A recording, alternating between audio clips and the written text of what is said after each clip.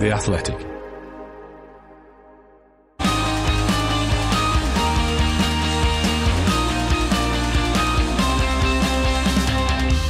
The race is on, and Max Verstappen won a thrilling rain-hit Canadian Grand Prix, but it could so easily have been a McLaren or Mercedes driver on the top step of the podium.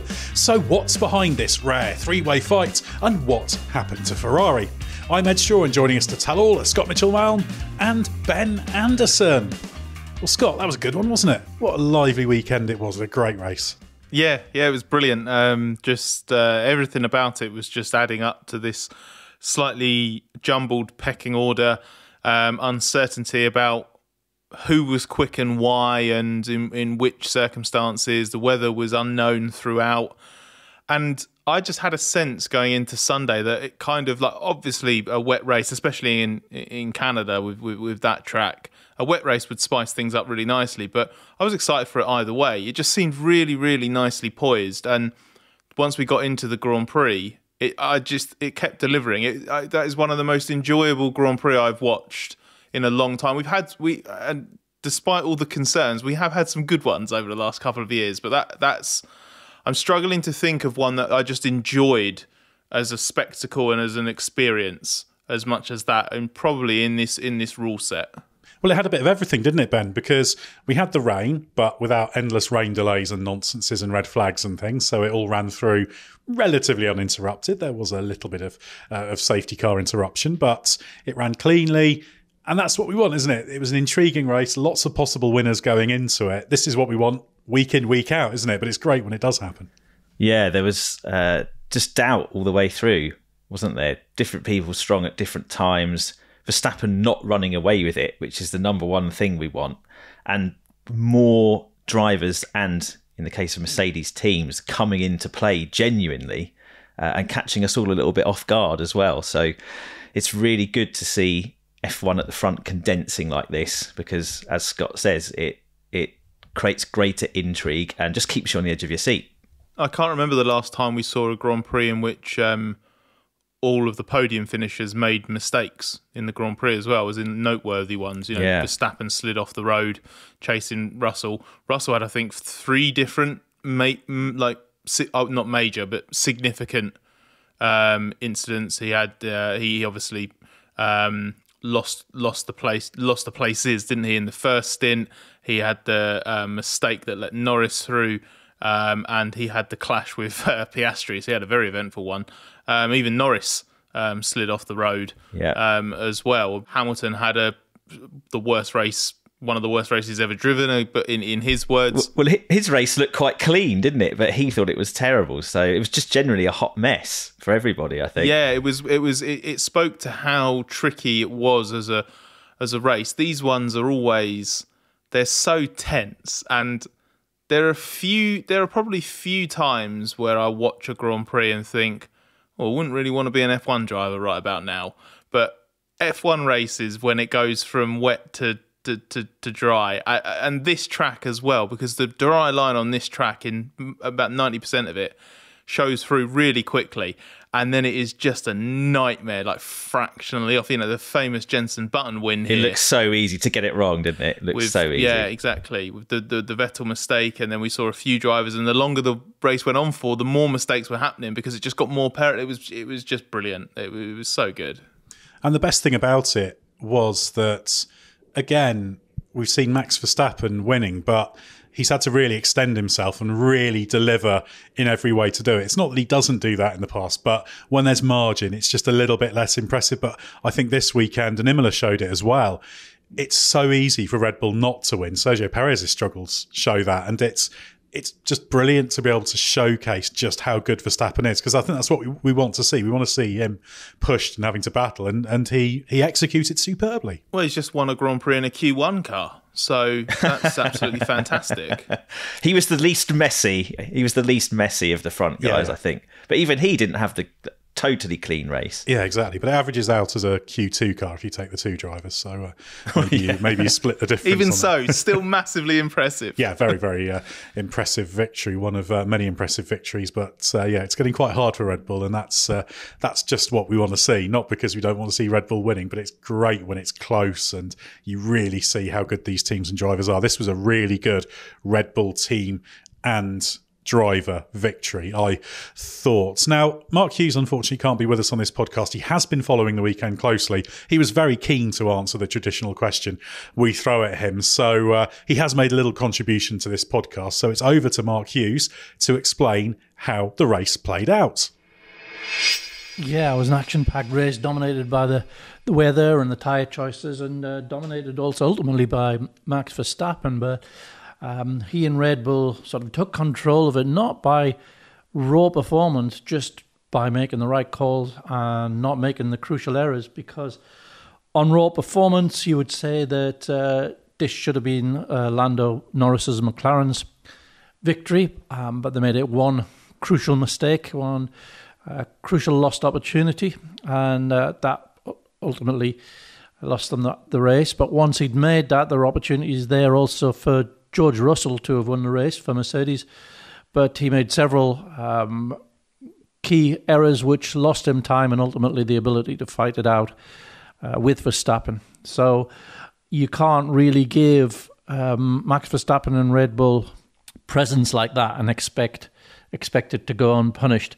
The McLaren performance was remarkable, really, and we had two Inters stints and a final slick tyre one. And in the first Inter's stint, he came from a long way back because they'd, like a little bit like at Imola, they'd gone for a setup and a tyre pressure choice, which required them to build up the performance quite slowly through the stint, but which paid back spectacularly late in the stint. And he came from a long way back to pass in quick succession Verstappen and Russell, and then pull out an 8-second lead on them in a remarkably short space of time.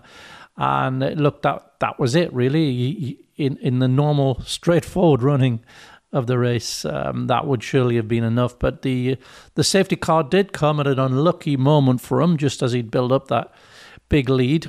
And there was an assumption at first that he'd simply not been able to get into the pit lane when the safety car came, because he'd already gone past it. But that's not the case. There was, when you look at his inboard, it was about 300-400 meters still to go before that chicane. He could easily have got in. But the instruction didn't come, and so he didn't take the initiative either. And that was a lost opportunity, because when the safety car then picked him up on his in-lap, it cost him about 10 seconds, and that allowed both Verstappen and Russell to get back ahead of him. And Verstappen had got ahead of Russell because as Russell had tried to defend from Norris, he'd had to take the escape apron, and as he rejoined, it was quite simple for Verstappen to then pick him off, and they'd raced down the pit lane together, and Max got out ahead. So that was that really, and then Russell lost further time with incidents defending from Piastri, and then which allowed Hamilton to get past briefly.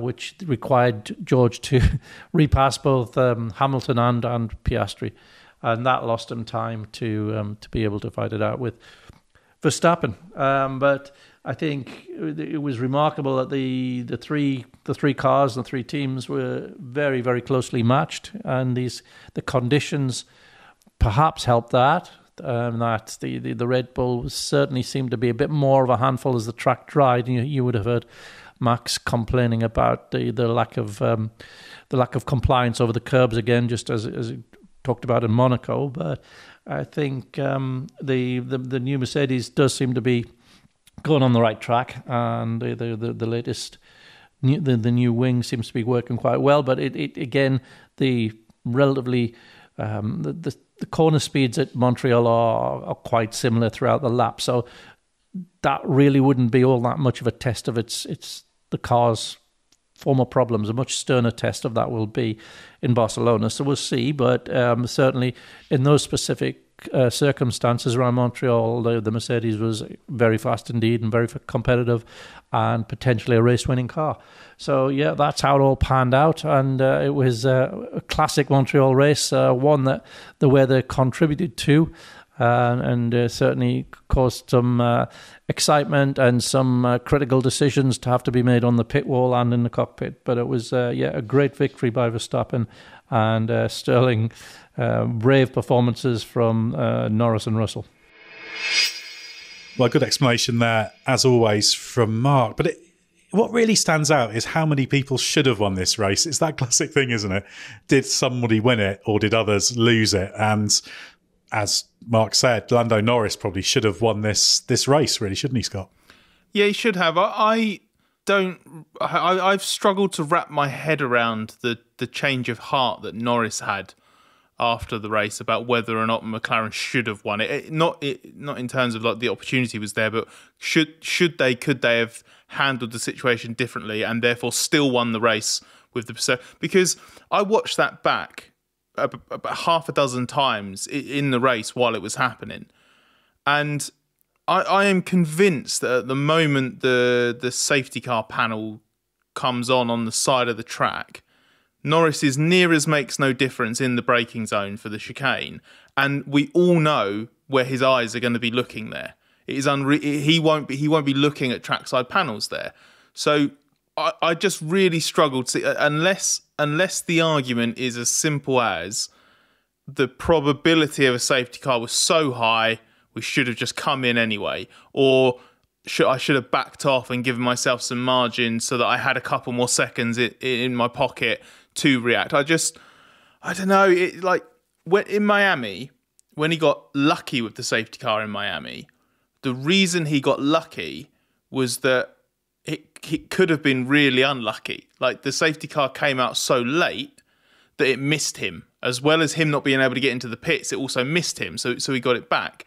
Here, this just felt like the worst possible time as the race leader to get the safety car, because taking that argument of maybe they could have preempted it and just come in anyway, doing that as the race leader when you've got the track position, because if there isn't then a safety car for say 10 more seconds or 15 more seconds, you do your pit stop at racing speed. But then the safety car's been deployed and everyone will come round and do their pit stop under caution. I don't know if that was Norris being overly critical or if there was something in there that, as we sit and record this, like maybe I've not seen or I've missed. I just really struggled to see how that is something that can be so clearly conveyed as a misjudgment by driver and team. Well, what Andrea Stella, the team principal, said a little bit after the race was that it was 1.5 seconds Norris was from the commitment point, if you like, to the pit lane. So he could maybe just have done it. He said what perhaps we should have done is given him a box if there's a safety car instruction. However, he said we were concerned, we were monitoring the weather because this was just at the changeover point of is the rain going to return? They didn't want to end up on the wrong tyre. They didn't want to end up changing if they didn't need to, and they could go on to slicks later, even if the rain wasn't really there. So there are a few factors there, but he did admit the thing that they didn't do was give him a box if possible. And they should have done that. They should have done that, definitely. And then it's the question of could Norris have got in time? Possibly, because the nature of that pit lane of all of them, even though you are in the braking zone, it is one where you could lift off the brake and hurtle down the pit entry. So maybe it was possible. What do you make of that one, though, Ben? Would you be disappointed if you were McLaren? Yes, I think you would be, only because, as Norris says, they've got into this position now where they're consistently able to challenge for victory, and it's these kind of very marginal situations that can make or break the race. And as you outlined with that pit entry, effectively just piling straight on, aren't you, as if you're straight lining the chicane. So it buys you a little bit of extra manoeuvrability to get in if you need to at the last minute, compared to a conventional pit entry where you might have to completely change direction or lock up or slam on the brakes. Very, very marginal situation. Could have gone either way, but from Norris's perspective, when he had such great pace, you can see why, having looked at it, he's particularly disappointed. But really, it's a small procedural thing. I'm not sure at the time you can be totally harsh on McLaren. Like Scott said, there's a lot going on in that race. There isn't a lot of time to work with. You're the leading car. He's been looking after those intermediates particularly well. That was partly why he was in the position he was in, because they set the tyres and he'd bought them in so carefully. They had a pace advantage over everyone at that point. So there's a lot to lose if you're the first on track having to make that call and you get it wrong. I would file it based on what you've said, Ed, as well. I would file it under something. Under something like they could have handled it differently, but I don't think they should. Like they should have. Like it's not a 100%. Clearly, they got this wrong. They should have handled this differently. There was an opportunity to, and I think the big miss there is not having had that. Lando, if you get a safety car message and you have time to get there before we know that you have the pit entry lines you have to respect, blah, blah, blah, then you box. That would have made sense, and then it would have been down to the team to be prepared for it, because the thing I was thinking was what you don't want to do there is make a call that you then can't react to in the actual pit lane itself. It's all well and good with the car coming in time. If you but if you don't have the mechanics ready, the tyres ready for them, I would imagine they'd have been on top of that had they given that call. But it all comes back to that point. They were maybe slightly flat-footed there, and they'd have given themselves basically a better chance of doing it if they'd just been that slightly bit more proactive. And it was an unusual confluence of circumstances. In a normal race, you have your safety car window, don't you? Your driver will be told, your safety car window is open, so if there's one, you come in. But because of that intersection of the rain and the conditions, is the rain coming again? Could they strike out for slicks in the not-too-distant future? All those things made it very, very difficult. And it's worth noting as well that Christian Horner, the Red Bull team principal, did say that on the second pit stop where Norris went longer than Verstappen, and there was that very brief moment where he did re-emerge ahead and then couldn't. He said he was surprised they did 2 laps longer than Verstappen rather than just the one, and it might have been more difficult because Verstappen had fired his slicks, etc. So that was another one, but the key one was losing the lead originally, because it would have been a very different race had Norris held that lead that he had, even if it would have been a safety car restart, so the margin would have been small, but he just still had control of the race. It would have been very, very different. It's funny how it works, though, isn't it? I know that we always say sort of luck kind of evens out, but it's very rare that you see it happen, a couple of races apart, in that Norris gets his first win because of a very, very marginal bit of safety car timing that goes in his favour. 2 races later, he's ready to win again. He's actually got himself in that position more on merit this time, and just a really marginal bit of safety car timing has screwed him this time instead of the first one. And it's not absolutely identical in terms of how much he gained in Miami, how much he lost here, blah, blah, blah. But the end result's the same. He won in Miami, he lost out here. Yeah, it was basically the inverse, wasn't it? Miami, he didn't really drive the best, wasn't really the best driver throughout that Grand Prix, but the safety car timing totally changed the picture and made him a winner. This time he was the fastest guy, probably in that race overall, but was always boxed up behind other cars because of situations that went against him. So he kind of drove like he should have done in Miami, but didn't get the reward. In Miami, he didn't drive how he should have done, but got the reward. And I guess the other thing here is the fact that Mercedes could have emerged as the winner. George Russell obviously led the early stint from led the first stint from pole position, so that's one they'll maybe be kicking themselves about as well. Do you think George Russell could have won this one? There was an opportunity, wasn't there? Yeah, there was. I think both drivers had an air of regret about them for the weekend. Russell more overtly in terms of starting from pole, leading early on. He had the better opportunity for the Grand Prix itself, but I know Hamilton clearly views it as a weekend as a whole as a missed opportunity, because he wasn't in the picture when he should have been for the majority of this Grand Prix, having qualified only 7th. Like I mentioned it earlier, Hamilton said that this was one of the worst drives he's ever done. I don't think it was that bad. It was unseen. It had one significant error in the second half of the race when everybody was on slicks, and it had a couple of imperfections before that where he briefly lose a bit of time, but he gained it back pretty quickly. There was nothing there was nothing in the errors that Hamilton did that cost him a position or impacted his end result here. Whereas Russell did. Between the two of them, they underperformed. Hamilton would have had a better Sunday result if he'd done better on Saturday, but Russell would have had a better Sunday result if he'd done a better job on Sunday. He, I think, used his inters too hard in the first stint. I mentioned earlier he had these combination of offs and misjudgments, and he said he made too many mistakes and felt like he'd let the team down when he dropped as low as 5th and really wanted to at least get back on the podium. So it's a really, really rare situation, very possibly the first time it's happened with the two of them at Mercedes, where the drivers have let the car down, which has I can't think, because if I rack my brains and think of the fleeting moments where Mercedes has been on it in this since the start of 2022. Well, it's hard to think of them, Scott. It's hard to think of them. But you just it's basically the podiums, right? It's the times that like Russell's win in Brazil in 22, the times that Hamilton's chased home Verstappen on a handful of occasions. They've been there. They've always been there. They either won in Brazil or they've been hammering down the door at Verstappen, but the Red Bull finishes ahead, so they can't do anything about it. I think this is the first time that the car's been there to achieve something that the drivers between them didn't do, and it's frustrating because this weekend you needed Russell to qualify the car and probably Hamilton to race it, and then you definitely would have finished second in that Grand Prix. I think with the way it played out, you know, what we were talking about earlier with Norris and McLaren, and I think you could have won from pole position. But even with Russell being a bit messy in that first stint, I think he still had great pace on the slicks, and making that mistake, was it turn 8? That penultimate chicane, the place where he spanked the wall the year before. Yeah, he hit the wall there the year before, didn't he? He almost did it again.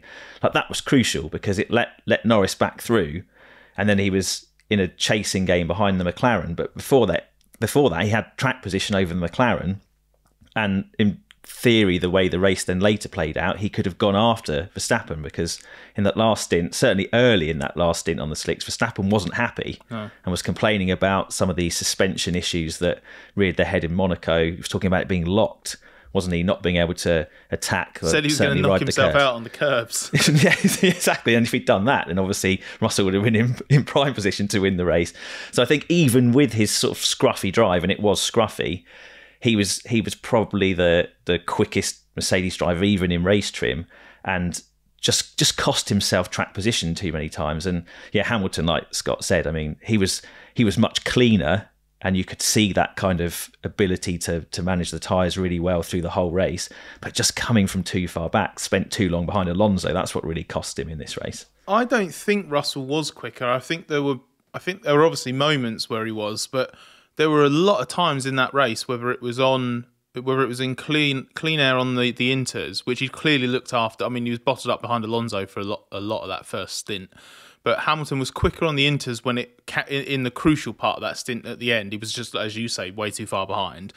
He switched to slicks early, and his pace on the slicks in that phase was really good. His pace on the slicks in the later phase was really good, and I actually think he did quite a good job considering he was trying to do what ended up being, I think, 12 push laps on the hards, whereas Russell had that set of mediums, I think, at the very end. He did, yeah. I do think Hamilton had I do think if you discount the time lost early on, which obviously doesn't work for the Grand Prix as a whole, but just purely in trying to compare them in relative circumstances or relevant circumstances, I think Hamilton had the faster Grand Prix, or was capable of the faster Grand Prix. It's just, like I said, they had different weaknesses. Yeah, he usually is capable of the faster Grand Prix. I think that's still the prevailing narrative is still the same, that, you know, Russell's maybe edging ahead in terms of pure pace over one lap, but is still too scruffy and too hard on the tyres, and Hamilton, you know, isn't quite, well, admits he's not getting the most out of the car in qualifying. He's wavered a bit, hasn't he, in terms of like, oh, there's something going on in terms of how I'm being treated, to, oh no, actually it's my fault, I've just got to do a better job. I think he's probably still trying too hard, and this generation of cars, and the Merc in particular, not necessarily responding to his particularly attacking style at the corner entry phase, and that's costing him over one lap when you've got to lay everything on the line. But over a race stint, he's definitely still superior to Russell in terms of managing the tyres all the way through each stint, and you saw that definitely in Canada again. They also had their good little battle at the end as well, didn't they? Hamilton was ahead later, and then Russell got past. And Toto Wolff was asked about it at the end of the race in terms of how concerned he was about that. He just said, "Oh, I've had worse." Well, yeah, which is certainly true. You did wonder, didn't you, if maybe a Hamilton that wasn't going somewhere else, or wasn't going through one of his more difficult moments, might have put up a bit more of a fight, and maybe there would have been a bit of contact. It was quite close anyway. When Russell kind of lost a little bit of rear grip under braking, and you wondered if they were just going to bounce into each other by accident. I did say during the Grand Prix that did highlight this isn't a Merc thing or about these two drivers, but it did highlight an issue that I have with the way the DRS system works at the moment, because that battle would have carried on if the DRS didn't favour the driver that's just overtaken someone, which I've never understood why that's the case. I guess the logic is it's in case the move's not done on the first straight and then you carry it onto the second, but all you actually have is a super long back straight here, where if you're close enough and have the DRS and the car in front doesn't, you're going to get past them into the chicane. And then, even though you're offline and slow through the chicane and therefore vulnerable down to turn one, that battle can't continue because the overtaking car then has DRS for the front straight. And in this particular circumstance, when Russell got that little bit squirrely on the exit, Hamilton got the run on him and was going to overtake him again. And it was only Russell having the DRS that kept him in front. So we could have had that battle from that point onwards to the end, and Hamilton didn't give up, and he stayed within DRS range until the flag. But it would have been a lot more interesting if it was the other way around, because Russell, with the tyres he was on, was the faster car at that stage. And I thought it was just a little example of something that I just find it a flaw in the way that the DRS is sort of set up and used. Yeah, that zone on the start straight at Canada never really works anyway, does it? It's not. I mean, most attempts to pass on that bit, unless they're comeback moves of the type that you're describing, never really come off. Even in 2014, we saw that massive shunt between Perez and Massa there. It's the back straight where everything's done. Except if you're Russell trying to go past Piastri, of course. Yeah, exactly. But the great thing is there were 3 different cars that were capable of winning this race. Yes. And hypothetically, 6 drivers who ended up with Verstappen, Norris, Russell, Hamilton, Piastri as the top 5, which was just great. Obviously, Sergio Perez, the obvious omission from that, and just a terrible weekend for him. He said he couldn't get the rears in at all in qualifying, fell in Q1. Didn't really make much progress in the race, and then backed it into the wall. So yeah, pretty difficult weekend for Sergio Perez to celebrate his new contract. Right, Scott, talking about Mercedes as a could have won or should have won, given George Russell also took pole, we're in quite rare territory, aren't we, for this team? We're normally trying to explain why they're doing so badly. So what actually did we see here? A track-specific false dawn or something more? There was a bit of a perfect storm about it in terms of facilitating such an impressive performance. There's a difference between them having their best weekend of the season and suddenly going from not scoring a podium to being on pole, and we're talking about them maybe they could have won the race. So I think that element of it was exaggerated. I think that was probably a mix of the track layout and the characteristics of the track this weekend in particular, with it being quite green and low grip because of all of the rain. It's been resurfaced as well. It seemed to work quite well for the Mercedes, and it also caught out a few other teams. The compromise that you need in terms of your downforce levels, how your car produces performance, the power unit characteristics as well, a lot of that would have come into it, maybe played to the Mercedes. Maybe we saw the absolute best of the Mercedes this weekend, whereas we knew that the Red Bull wouldn't be in its comfort zone over the curbs, for example, and Ferrari inexplicably went missing on, well, not inexplicably, because I'm sure you're going to ask us, Ed, to explain it. So there was that element of it, but underneath all of this is some actual tangible progress that has been, it's not come from nowhere. This performance step, it's not like they've gone from being 7th and 8th and half a minute away from the leaders. That was a few races ago, but across Miami, Imola, Monaco, here, chipping away at different upgrades, front wings, floors and front wings that work together. Very significant front wing change in Monaco that now both cars have. More tweaks here. It has opened up sort of the range in which that car works. It allows the car to run lower.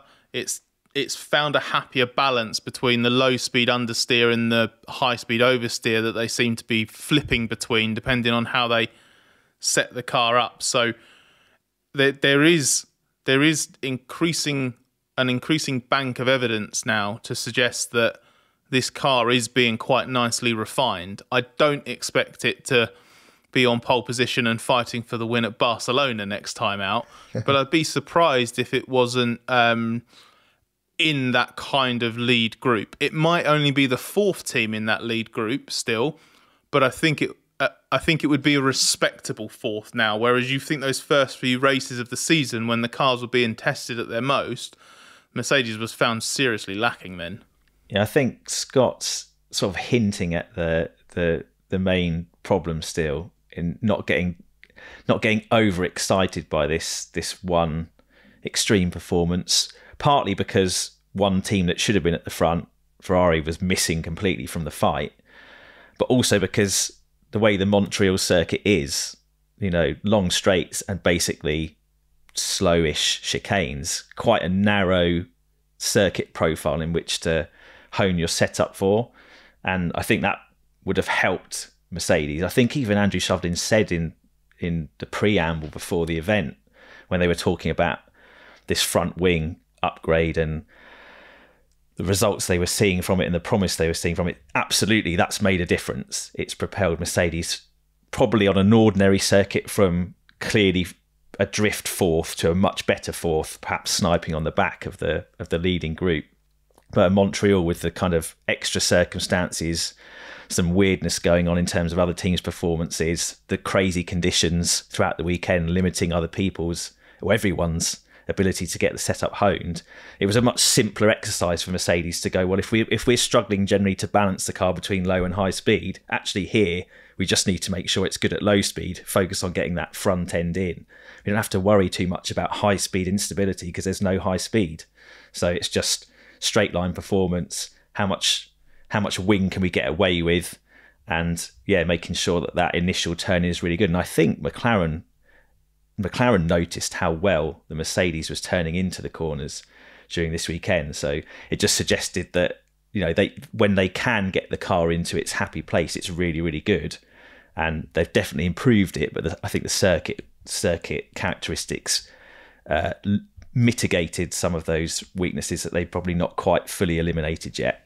I look at it in terms of the positive thing is there's a direction that's working right. Yeah, and definitely. It's about constantly adding performance. The key thing is that, if you remember last year, rear end instability. So to work on that, two things. They wanted to get a bit more downforce produced further back on the car, get the floor working harder, get the rear downforce increased, if you want to call it that. So you chop the front wing up, so make it even easier. Well, that's the thing, because there's another part to it in which it's all about the balance and the balance shift and that kind of thing. So these cars obviously are ground effect cars, and we talk about how close you want to be to the ground. And the front wing, of course, is this big slab. That works in ground effect as well.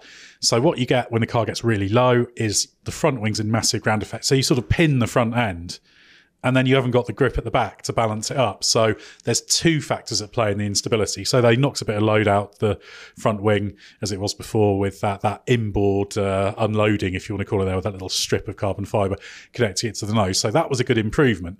But then they were struggling because they'd knocked the front wing back and they didn't have the front end in the slow corners.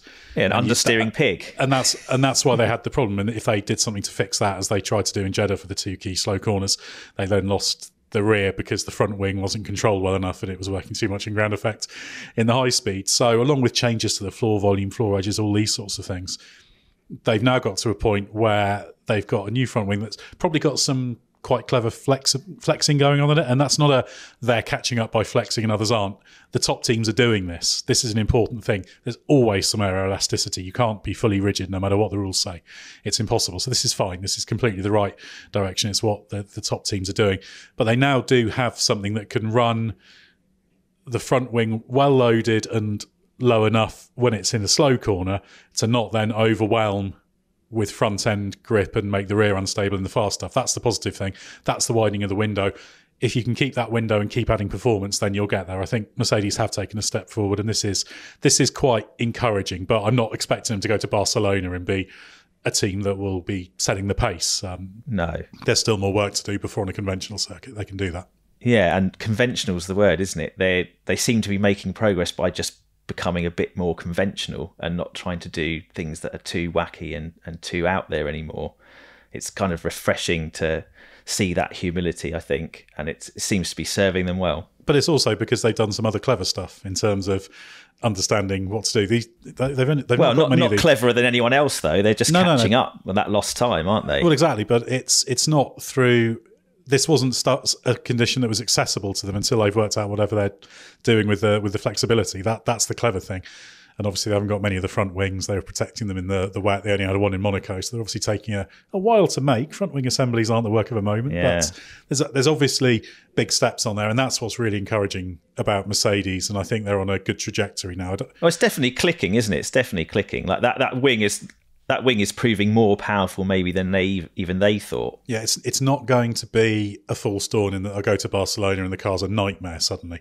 Yeah. It's just they'll go to Barcelona and it won't be quite as quick relatively. Well, it'll be harder to balance, won't it? Because there's just more. Yeah, it'll be more difficult. But I think Mercedes can be fairly happy with the steps they're making. That's the positive thing. The team that will be less happy after Canada, of course, Ben, will be Ferrari.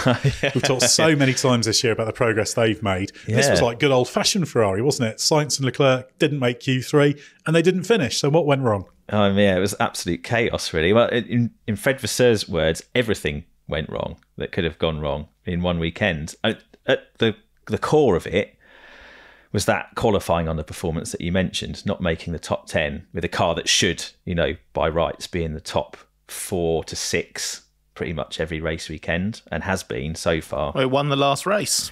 Won the last race in Monaco. Everyone was talking them up as well with, Montreal. Obviously, it's not Monaco, but it's not a million miles away in terms of like basic profile, certainly corner types.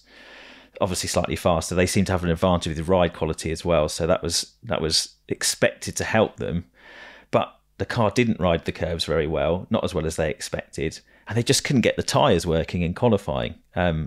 Turns out that it was mainly related to tyre pressures, I think. So under pressured, not getting them up enough for the prevailing conditions. Obviously it was very cold, mixed conditions like Scott mentioned earlier, creating a track that started off low in grip and ramped up very quickly to high grip. So you're chasing that. A lot of the time it was a smooth surface. So they fell back into kind of tyre difficulties, some self-inflicted. It meant that, neither Leclerc nor Sainz could get the car working for the early part of the lap, and then in Leclerc's words, that snowballed through the rest of it, because once you start sliding, you just kind of continue to slide, don't you, and bleed lap time. Even with that, Sainz should have been in the top 10, but he messed up his best lap at the last chicane, so didn't make the cut. Then you're starting outside the top 10, that always makes it difficult. But in the race, they were feeling quite confident because, if you've identified subsequently that the reason you've not qualified very well is basically tyre pressures, it's quite an easy thing to correct. It's not a fundamental setup change. But of course, they never really got going in the race because Leclerc had this engine problem, which Vasseur says is not the engine itself, but more the control of the engine is the phrase he used, which suggests it was a software problem. And I think that contention is supported by the fact that Leclerc eventually came into the pits and effectively did a Control-Alt-Delete factory reset, didn't he? Sitting in the pit lane, messing with the switches, and then it seemed to fix itself. But by that point, his race was completely done. He was 80 horsepower down for 15 laps, losing 10 to 15 kilometers per hour on a straight line. He calculated it was 1.2 seconds he was losing just on the straight. So when you need to make progress in a race on a track like Montreal, losing that much time on the straights, even Fernando Alonso couldn't overcome that kind of deficit, I don't think, with his heroic driving. And so, Leclerc was on a hiding to nothing. They then still had some kind of old school Ferrari silliness, like, oh, let's just throw the slick tyres on before the track's ready, or now we need to come back in for intermediates because we're losing so much time. So he got lapped. That was quite embarrassing. So just a race to forget for him. And Sainz didn't have the same problems, but obviously started slightly further back, didn't have a very good first lap, was just kind of never really able to get out of that lower top 10 group and unleash whatever pace was lurking in the car. Probably not helped by the fact that it was a tricky race, very wet offline. I think he might have picked up a bit of damage, and in the end, he admits he just made a mistake pushing too hard, trying to get some of those minor points, spun off where Perez did, but instead of hitting the wall, he came back onto the track and hit Alex Albon and took him out of the race. Zeroed in on his future teammate potentially and took him out. Not through. It was completely by mistake. But yes, yeah. Adding to the massive damage bill that Williams is already battling with this season. Thanks very much, Carlos. Just one of those comedy moments. But yeah, horrible weekend for Ferrari. I don't think it... Yeah, dreadful. I don't think it means a huge amount in other than just it was one of those ones where everything went wrong. And that tyre pressures thing will be a consequence of the weather's been all over the place. There's been rain and cool, and it's been sunny at points, and there's points where it's been really sunny, and then 10 minutes later you're getting pelted with hail, so it's all over the shop with temperatures and that kind of thing. So that made it difficult. That said, it was the same for everyone, and Fred Vasseur kept saying this. Yes, it was the same for everyone, and they didn't mess it up, but we kept messing it up, was pretty much his message. Yeah, exactly. And there were certain calls, like this, okay, the Clerk's race was a basket case anyway, but still, not making quite the right call in terms of tyres. That you don't want to make those mistakes, even if you're thinking it's a shot to nothing. Both drivers were very unhappy with the way Ferrari played the tyre strategy in Q2 when they missed out, both of them, on Q3 by pretty much nothing. A tenth either way would have been enough, and they were on used tyres at the end of the session and felt they should have been on new, and Ferrari deliberately did that because they thought the rain was going to come in and it didn't arrive. So instead I can excuse that because quite a few people did that. Yeah, McLaren did it. I mean, that's what Vasseur said, and obviously both their cars were in Q3. But if your car isn't performing quite as well, maybe you need to be a little bit more on it in terms of giving your drivers the absolute best chance to squeak through in a marginal situation. Obviously, the drivers felt that they should have had the new tyres for the end when the track was at its best rather than earlier on. Vasseur called it a 50-50 call, so maybe it's hard to be overly critical, but the finer details do matter, don't they? And he's one for preaching, relentlessly working on the weaknesses and fixing the problems. I don't think Ferrari need to panic. He was stressing that message at the end of his media briefing on Sunday. We've got to stay focused and not. His phrase was, "We are not world champions after Monaco, and we are not nowhere after a weekend like this." And I think that's a fair perspective. Just kind of write this off as he would say, a shitty weekend, and hope that that's the only one you have in this whole season, and just move on. But it shows that it's so tight at the front now. If you do mess up, even small things, it can be the difference between being first or being 8th, 9th or 10th. Yeah, good example of how Ferrari have been getting the small stuff and the detail right so far this season. This is such an extreme outlier, and I suspect it will remain so. Scott, Aston Martin, Fernando Alonso and Lance Stroll were 6th and 7th. Seeing signs of life there? To a degree. I think there's probably, much like we were talking earlier about Mercedes and parts of this track and weekend suiting Mercedes, I think there was a degree of circumstance and track flattering Aston Martin here. There were times in the weekend, a little bit like Monaco actually, where Aston actually were threatening even more than what they eventually ended up with. The final result's really good for them. It's just a nice little bit of impetus into a season that was becoming worryingly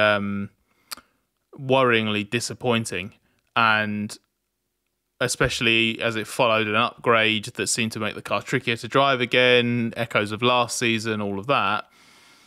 To have come here on a weekend like this where it's so easy to get caught out, and if your driver doesn't have confidence, you end up having a Zhou Guanyu weekend where it just everything goes wrong and the driver never looks settled. He had a stinker, didn't he? Yeah, an absolute stinker. And we've seen Aston's drivers have that. Alonso's had it a couple of times, so it is possible. I think it will encourage them that they've come through a weekend like this and they've been able to put the car in a good window. And that did seem to genuinely bring more out of it. But I need to see this at a proper track like Barcelona to make sure that it's not just because it's a simpler track in principle to set up and brings the best out of the car and stuff like that. They had a pretty neat weekend in the sense that they, even in that really messy Friday sessions, they were quick. And like Scott said, simplified circumstances in terms of the track type probably helped them because it wasn't so complicated in terms of the window you need to run the car. But in the bigger picture, still pretty disappointing when you consider how competitive Alonso was at this race 12 months ago, fighting right at the front in the podium battle. Aston have fallen quite far from that. And even the end result was flattered by the fact Ferrari just went missing for what we expect to be one race only. So if you put Ferrari in a normal position, 6th and 7th is probably 8th and 9th. And they're about where you'd expect them to be. They're not in the top 4 group. They're sort of slightly adrift. And if they do well, ahead of the midfield. At least they weren't being picked off by the RBs. I suppose that was the really good news from this weekend compared to the previous ones. I've got a rare bit of news just in for you on this podcast, in that finally we've got a decision on that Piastri-Russell investigation, which is no further action on the grounds that I've not read the full thing, but the stewards have said that no one was wholly or predominantly at fault for that one. That was when there was the Russell-Piastri thing at the last corner. So I think that's fair. Nothing changing on that one. Let's talk about RB now, Ben, because Yuki Tsunoda was 9th and chasing Esteban Ocon for 8th when it all went wrong. What do you make of the error that dropped him to 14th? Yeah, a bit uncharacteristic from Tsunoda, given the excellent season he's had. I hope it's not another Sergio Perez type situation where you drive pretty well, then get your contract renewed or your option exercised, and then you just go to pieces. He didn't have the best weekends, but the race was looking like he was salvaging a pretty good result. The key thing was extending that first stint on the Inters rather than pitting under the first safety car to get onto a fresh one. Him, Ocon and Bottas, I think, were the 3 that kept their original set. And that gave him track position that he'd basically lost in the early part of the race. And then he held that right the way through, and then just, I guess pushing a bit too hard, threw it all away.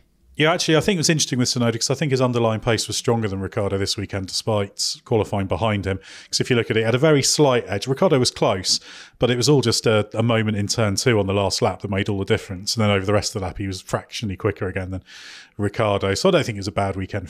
It was, but his pace was decent, probably a little bit better than Ricciardo's, and he made the mistake, so that makes it a bad weekend. But I don't see any particular change. It's just, everyone's allowed the occasional mistakes. But of course, Daniel Ricciardo had a good weekend, didn't he? Scott, 8th place. He got in the end, and he was pretty cheerful with life. Yeah, he always is when he gets a sort of glimpse at something positive. We saw it last year in Mexico, more so this year as well, just because it has been such an otherwise constant barrage of either being just on the wrong side of a gap to Tsunoda or actually quite a bit off him. So I think you've put it quite nicely, Ed, when we've talked about this. You can see him clinging to the positive moments like quite a lot. This weekend was just, I think, a lot better. I think you're right. I think Tsunoda probably should have qualified in front.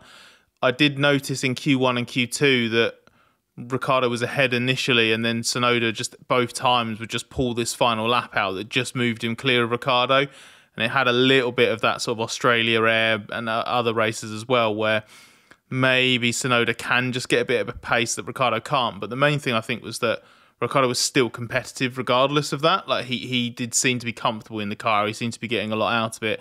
And he drove well in a difficult Grand Prix. We've talked about how so many people made mistakes. He's one of the few people that I don't think made a mistake in the Grand Prix, and his reward was some decent points. Apart from his false start, he cost himself 5 seconds. But I don't think that was him. He got. It might have been a little bit of emotional management in the race, but his race engineer did say over the radio that it wasn't. It was a car thing, not a him thing. It wasn't an operator error. So, but there's no. As far as I can tell, there's been no extra detail on that at the moment. they've been working quite hard in terms of trying to improve their starts because their launches have been poor. Didn't seem to really work because it wasn't a good first 30 seconds or so of the race for Ricciardo, but it could be related to that. I'm sure we'll find out a bit more about that in the future. But yeah, a decent weekend for RB as well. Now, Scott, I'm feeling like we maybe need to consider creating a new corner on this podcast called Alpine Nonsense Corner. They actually had a decent result with Pierre Gasly 9th and Esteban Ocon 10th, but still managed to find reasons for controversy. Can you get them to do the jingle for it, like you have for the Bottas one? Yeah, I might ask actually. I might ask. Yeah. So what happened, Scott? Because I have to ask this as well. Because when I was wandering through the paddock, I briefly ran into Esteban Ocon, who I didn't speak to properly after the race to interview, and I just sort of said, "Oh, well done, that was all right." And he sort of said, "Not really." And he did say, "Oh, have a look at my quotes." Yeah. Which I didn't know what he was annoyed about at the time. But it's quite nice of him to flag. Drivers don't normally flag up to us. Oh, I said some quite interesting stuff there, but yeah, 9th and 10th, yet still an argument. It was the 9th and 10th, but the wrong way round, basically. Ocon was running 9th with a few laps to go. He had just been overtaken by Daniel Ricciardo, and he was struggling with an issue within his energy recovery system. He'd had this issue that was impacting performance a little bit, and Alpine made the executive decision to swap their cars, ask Ocon/force Ocon to move aside for Gasly under the sort of intention of letting Gasly go after Ricciardo, but Ricciardo had just quite comfortably cleared the Alpines and was clearing off, so that was never going to happen with 2 or 3 laps to go. So Ocon initially said no way. He actually refused the request. Then he sort of, I think, probably realised in the context of everything, maybe I'll play the team game here. So he's offered, I'll move aside if I get the place back, because that's the done thing. If your rationale is I have to let my teammate who I'm beating on merit pass to chase after someone else, if I do that and he doesn't get him, I should get my place back. He didn't actually get an affirmative from the team on this, but he did the right thing. He moved over, he let Gasly through. In a shock move, Gasly, having been behind Ricciardo up until that point, was then not able to catch and pass Ricciardo in the remaining 2.5 laps. Ocon was basically in the process of asking, are we doing the right thing then and letting me have it back? And he got very quickly told by his race engineer they wouldn't be inverting the positions again. This was for 2 reasons, or this is how Alpine justify it. One is the issue that Ocon had. They felt that if he was compromised with this ERS issue, it was better to have the higher performing car in front just in case. And 2, by that point, there was a Haas within a second of Ocon. And that's a legitimate reason not to swap them back, because if you swap them back, guarantee Hülkenberg is grabbing one, if not both of those cars while they faff around. But they should never have made that change in the first place. That was the problem. We saw this before. I think it was in Japan last year. They botch this stuff all the time, and all of the context that's happening around it, the atmosphere, the tension, the fact they've still got this season to work together. To have pulled this, I think, there was so much self-harm attached to this decision, and it achieved nothing. It didn't risk anything. The fact that Ocon nearly got Gasly back on merit on the last lap shows that there was no performance reason to make this change. It looks really bad as well. It looks like they're sort of just collectively punishing him again for what happened in Monaco, or what didn't happen in Monaco. And if they're clinging now to this rationale that he had an ERS problem, so that was hampering him late in the race, well, why not be upfront with that as the justification and say, look, we need to swap positions because you're in a vulnerable position with your ERS, and therefore that puts Gasly at risk from the cars behind. So if we release him, then that protects our 9-10 position from the threat from behind, because you can be in the slower car and hold them up. They didn't do that. This kind of idea that he's going to attack the car ahead, as Scott outlined, wasn't going to happen. It looks ham-fisted at best and malicious at worst. As Ocon put it, even if you had a Red Bull, you weren't going to catch up the 2.5 second gap to the car in front immediately. Yeah. Yeah, and of course Ocon's sensitive about it because he's trying to show what he can do because he wants to get a seat for next year, although I think he's in a pretty good position. Sounds like he's pretty much at the front of the queue behind Sainz at Audi, and Carlos Sainz, as we discussed before, seems to be looking more towards Williams. So Ocon in a promising position despite his understandable irritation. Ben, we should briefly talk about the Haas drivers because they both started on wets and created some drama in the early stages. Kevin Magnussen surged up to 4th. Why did that lead to nothing? I love this. This is one of the elements I loved about the early part of the race. Like one team just taking a punt on the extreme wet tyres. I mean, to be fair, the new extreme wet tyres, which seem to work a lot better than the old ones that Sebastian Vettel said were unraceable. And okay, it was fun for a while. Magnussen, having a bit of a cameo, charging up the field, got up to 4th, didn't he, at one point? But that strategy was relying on a great big bucket of rain coming back in as the track was starting to dry. It didn't happen nearly early enough and nearly at the level that they needed.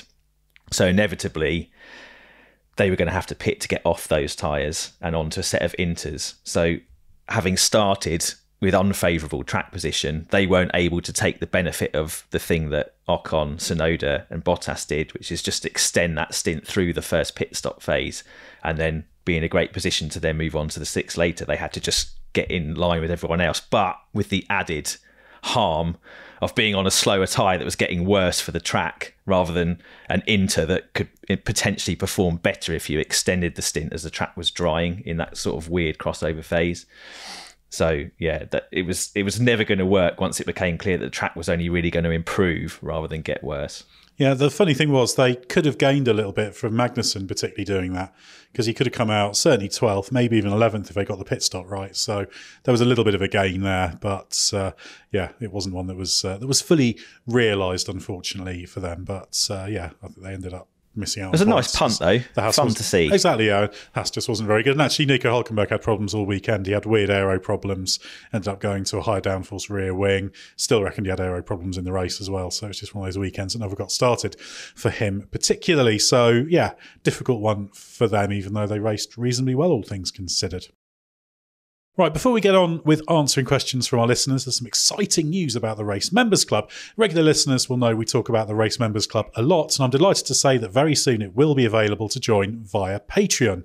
If you join us on Patreon, you'll get all the benefits we always talk about here on the show. Bonus content, including Bring Back V10s, that 1997 Revisited series I've been part of recently, along with Ben, and the chance to ask us questions after each Grand Prix, the very questions we're about to answer.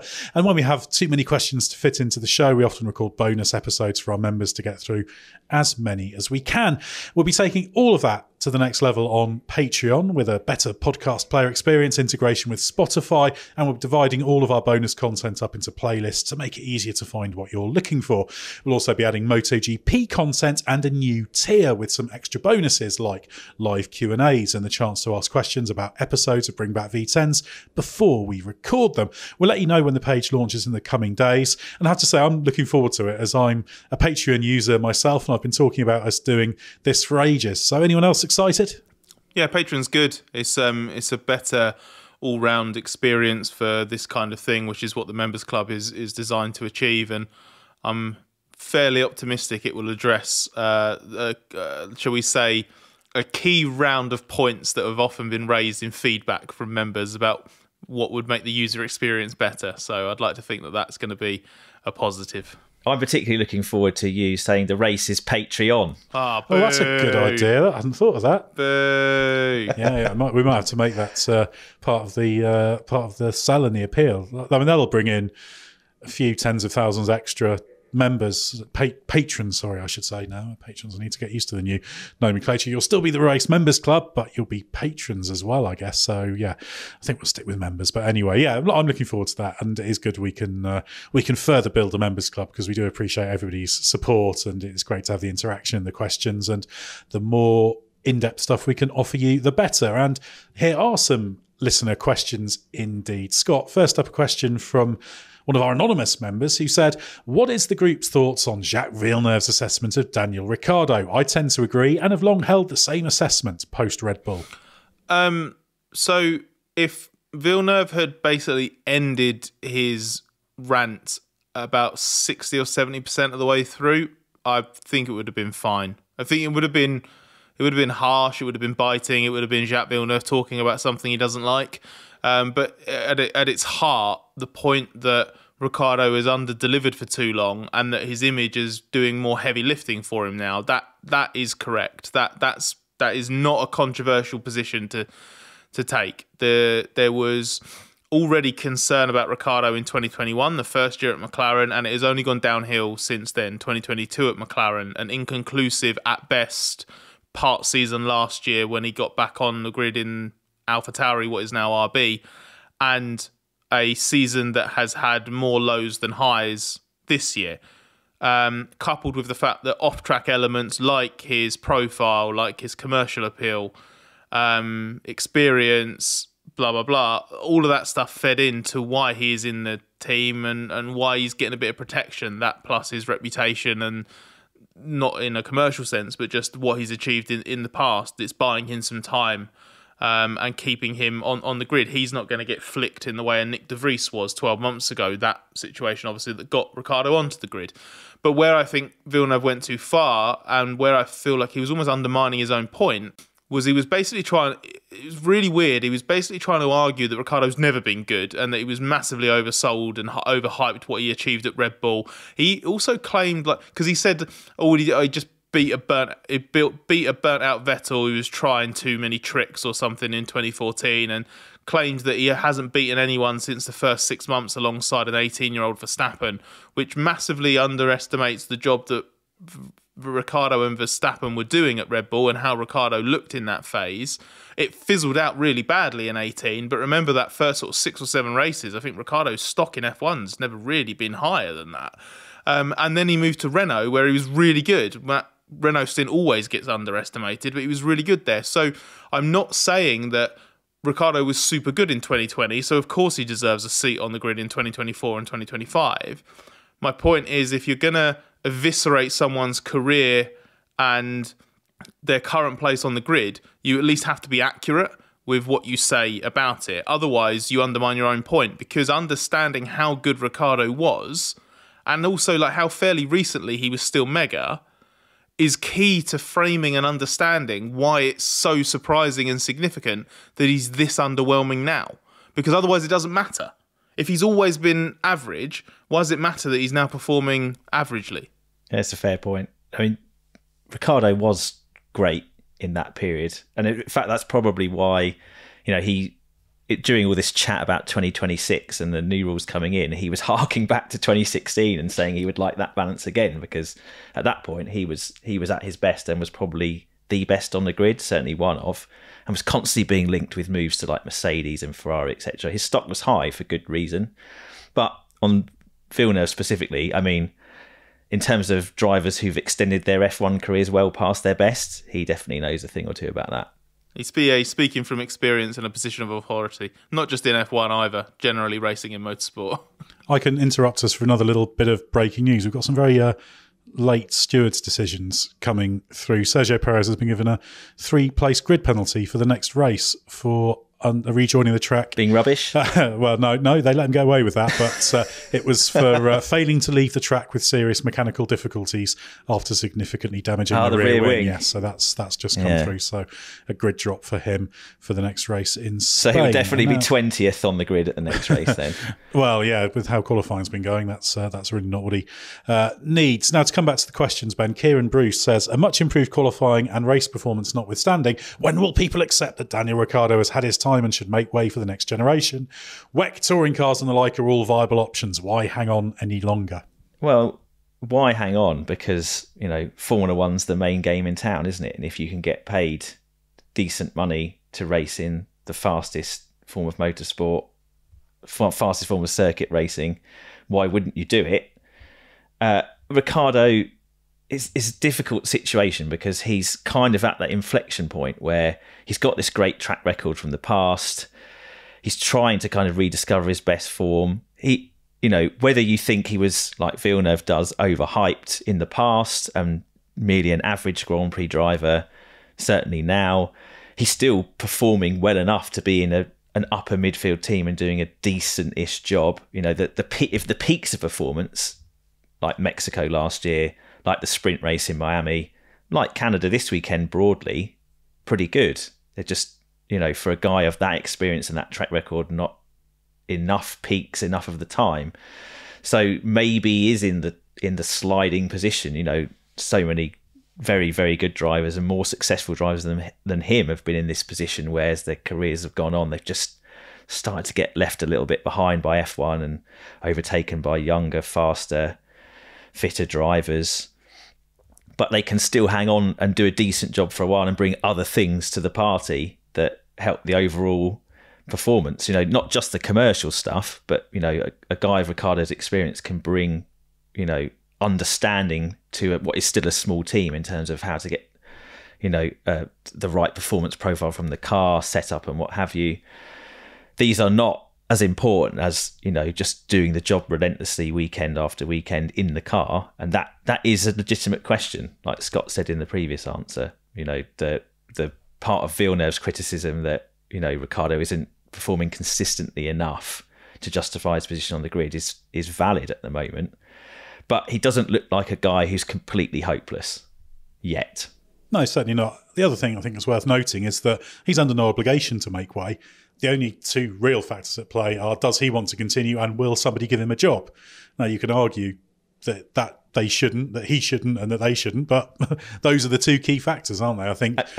And he might be on the limit of that now. It's possible, if Red Bull are in this use him or lose him situation with Liam Lawson, then, and they really rate him as a prospect for, you know, distant future, and they now feel like Tsunoda's consistent enough that he can be team leader, then, you know, where does Ricciardo go if Red Bull doesn't exercise the option that keeps him at RB for 2025? He's not going to have a load of options. He's going to be second, maybe third in the queue on what is becoming quite a busy, you know, a busy part of the driver market as new guys are coming in. You know, if Lawson comes in plus Behrman plus Antonelli, that's a lot of new blood in one hit, and he's going to be one of the guys certainly at the moment who'd be exposed, I think, and in danger of losing his seat if he doesn't get to keep the RB one. The next question I'll take from Tom Kyle, who says, what sort of an influence, if any, could Carlos Sainz taking Albon out of today's race have on his chances of signing for the team next season? Albon was surely on for points today. Well, yeah, it probably did cost them points. It won't have any influence on that. I think they'll find it quite funny in terms of the way it happened. It wasn't Sainz doing anything particularly stupid. He made an honest mistake and collects Albon. Yeah, it was unfortunate for them, but yeah, it's not going to be relevant. And certainly the expectation is that Sainz will probably commit to Williams fairly soon, but he has not yet signed. So that's something that could come potentially before the Spanish Grand Prix, but isn't done and dusted as yet. Next up, Scott, a question from Justin McIsaac, who says, was Oscar Piastri's fall to fifth place a result of superior Mercedes pace, Oscar beating up his tyres, or both? I think it was mostly down to the Mercedes. Mercedes sacrificed a little bit of track position to give themselves that fresh tyre for the final stint, the mediums for Russell, the hard for Hamilton, and Piastri was unfortunately just first in the queue to be gobbled up. And you saw at the end how quickly Russell, and with Hamilton in tow, caught up to Norris as well. So there were that was just a pace advantage that Mercedes had. I don't think there was anything in this race. Actually, I think Piastri pretty much shadowed a lot of what Norris did, just often, you know, a few seconds back. Wasn't quite as impressive, but it wasn't one of those weekends where the race ends and you think, Piastri's still got quite a lot to do here in terms of the tyres. That was just the way it played out and the Mercedes pace advantage. Next up, a question for you, Ben, from John Ayers. Is Ferrari's horrendous Canadian Grand Prix weekend proof that the team is still not ready to properly fight for a Drivers' or Constructors' Championship anytime soon? Well, I don't think the Canadian Grand Prix is necessarily proof of anything other than that they just had a horrendous Canadian Grand Prix for various circumstances, or various reasons, that we've outlined already on the podcast. I think it's still a legitimate question to ask more generally, but it does look like Ferrari are on the right track in that regard. You know, if you look at this season as a whole, their baseline average level of performance is much better. It seems to be going in the right direction. They've got, you know, new hires being made. Vasseurs' leadership seems to be working. He seems to be trusted. He seems to have shed some of that culture of fear. It doesn't mean that bad decisions won't be made from time to time. Where you know, even the best teams have stinking Grand Prix now and again. Look at Red Bull and Singapore last year. But the key is obviously making those anomalous rather than a pattern. And We won't know, obviously, until we have a few more races. But if you take the ones we've had so far, there's a lot more to be pleased about in terms of what Ferrari's doing than be concerned about, I would say.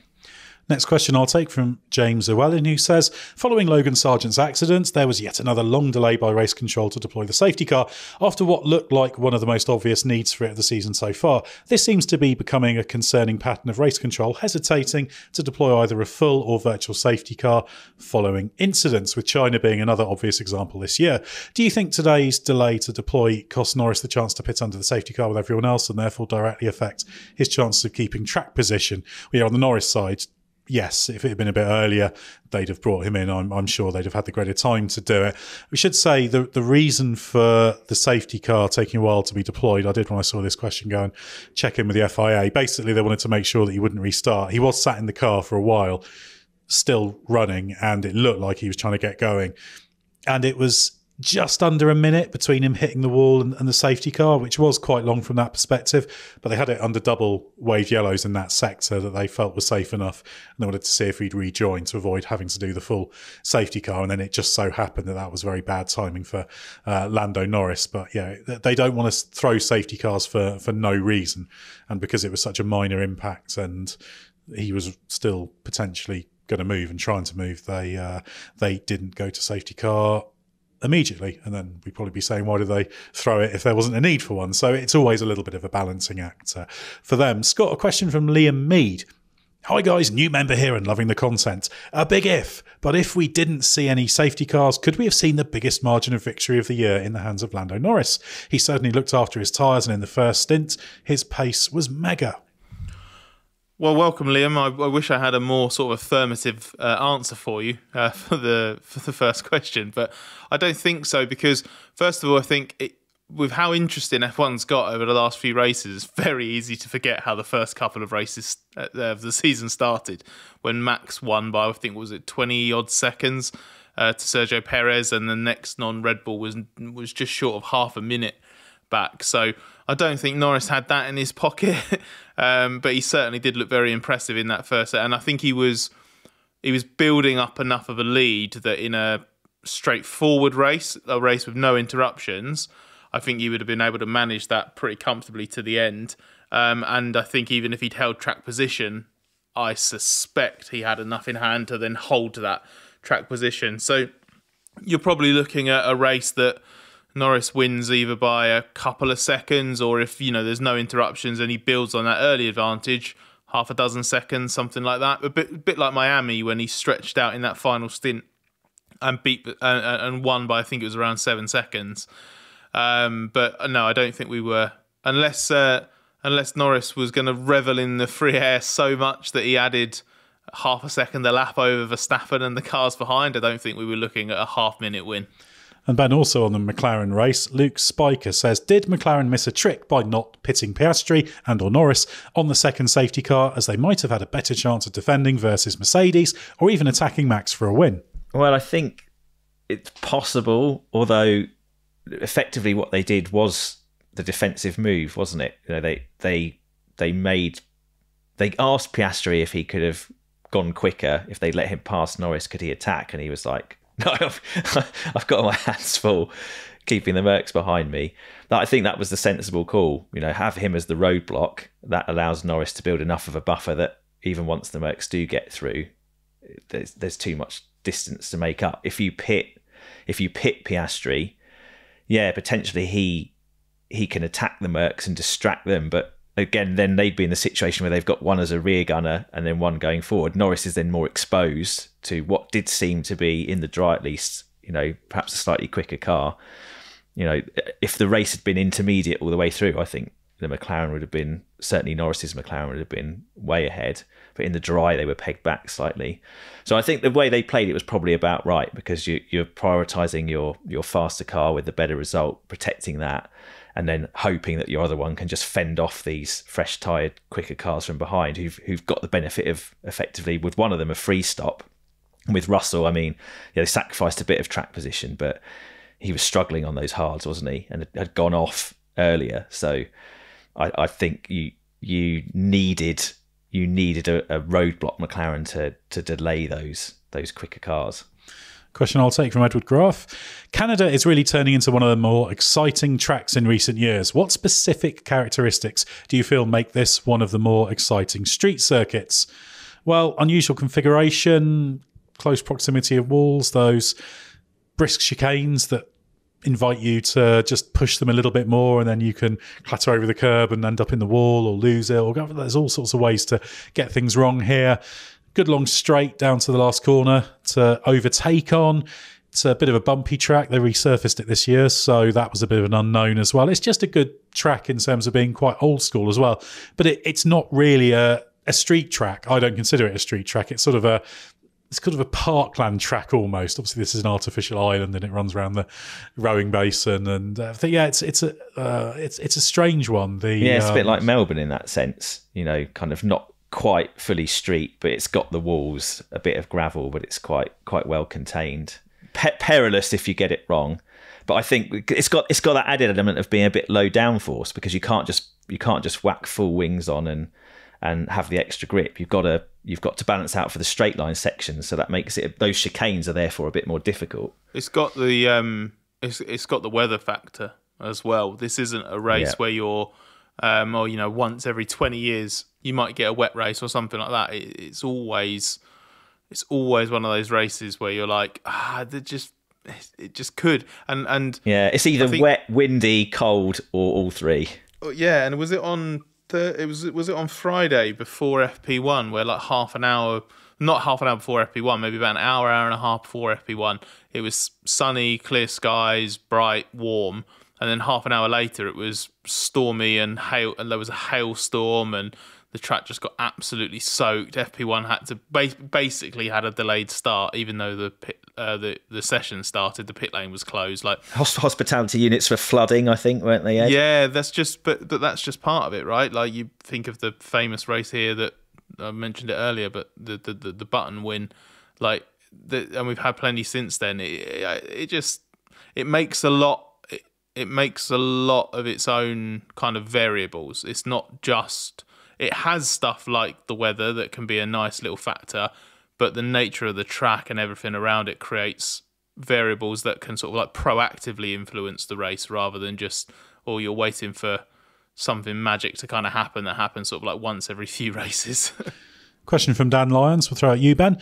Lewis Hamilton is continuously referring to an expected 2/10 deficit he has to George Russell in qualifying, but being vague around the reason. Is he purely admitting that George has the edge over him during a qualifying lap, or is he suggesting it's something Mercedes are doing with his car? Well, I think he's flip-flopped between those two positions, hasn't he? At some points, he's feeling like there must be something different, especially as he's in this kind of weird transitional exiting the team season, where obviously they're going to favour Russell with upgrades, information, future decisions, etc., and start to close Hamilton out of the loop.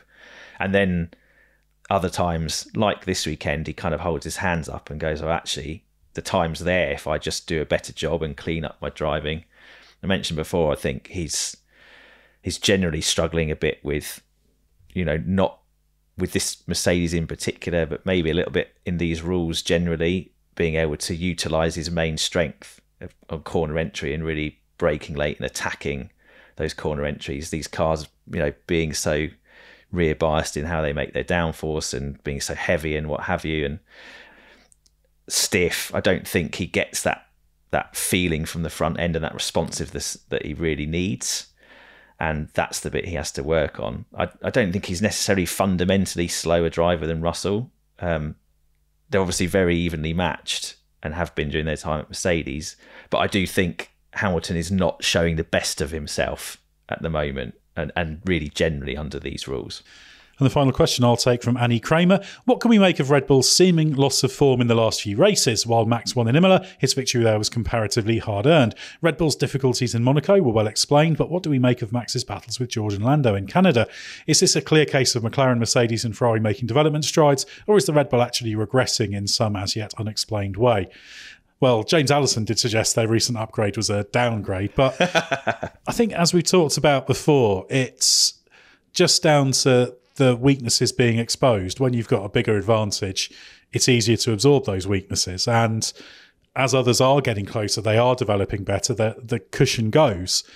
And so you do have weekends like Imola where Verstappen really made the difference between winning and not winning there with good execution, and the same here as well. So I think it's just closer, and Red Bull are boxed into a bit of a corner with their car. We've talked about this after the last race, after Monaco, with the very stiff kind of lateral stiffness at the rear they have to have, and they get to a point where to run over the curbs, if they're really aggressive, if you run it really compliant, you lose all your downforce. Whereas you could probably find that a year ago they could do that and give away a load of downforce and make it compliant, and they were still way quicker. And then they were 0.3 faster rather than 0.7 faster or something. But suddenly, if you've got a car that could be a little bit faster and you get into that problematic zone, you're struggling more. So I think that's what we're seeing here. If I had to put money on it, I would say that come Barcelona, it'll be a bit closer to business as usual. By which I mean, I suspect the Red Bull will be the best all-round car. I could be wrong. I'm very interested to see how it pans out. But I suspect, that will show if that's the case. But I think the others will be quite close as well. So this, I think, is what we're seeing.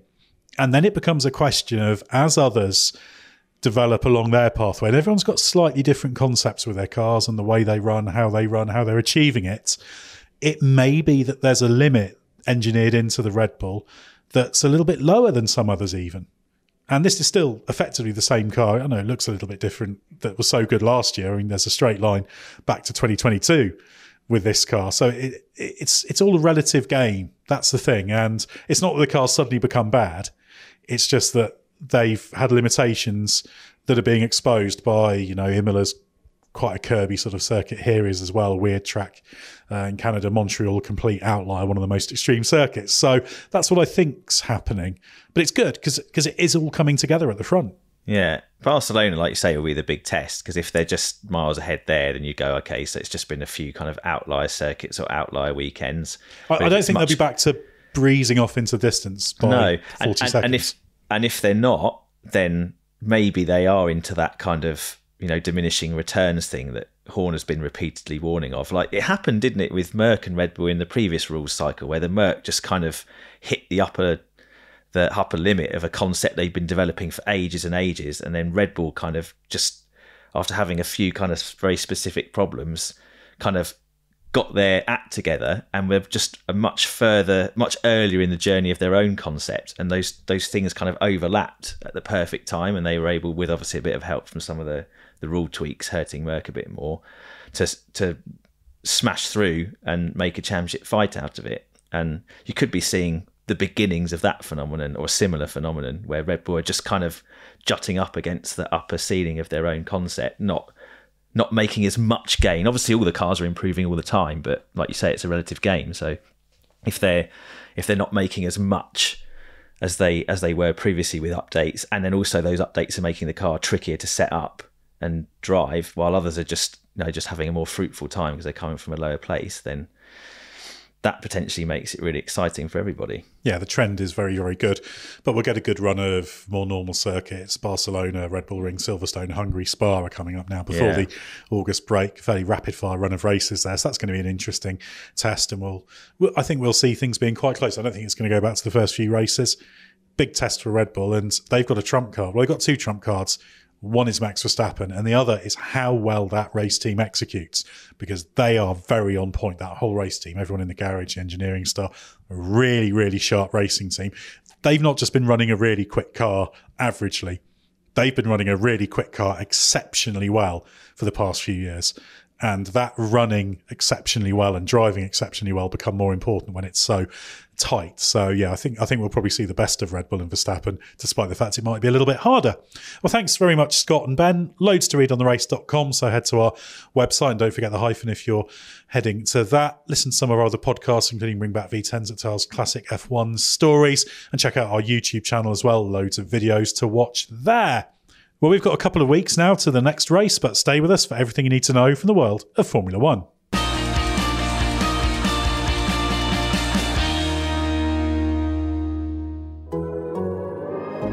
The Athletic.